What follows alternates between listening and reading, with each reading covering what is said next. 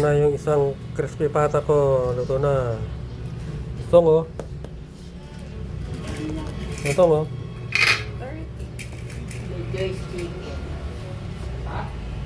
Good morning guys. Good morning mga kapaps. Magluto tayo ng crispy pata. Mayroon papaluto. Dalawang ano yan.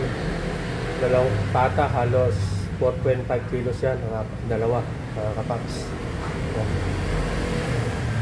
So ito ang ating pangpa-aroma. Yan. Lagyan natin ng paminta, bawang, sibuyas, tanglad, laurel, at celery. Yan mga kapaps. So yan po ang ating ilalaga ngayon.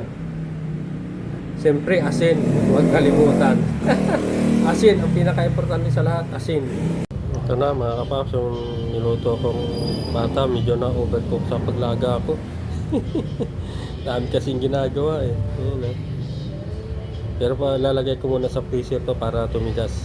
Kaya pinapalamig ko muna mga kapaps. Pangalawa mga kapaps, pangalawang crispy pata. Alalabas ko lang sa ref para medyo mas crispy siya. Lulutuan na natin. Ayan na mga kapaps. Pangalawang salang ko na yan. Medyo takpan muna natin kasi medyo tumatalsik-talsik na.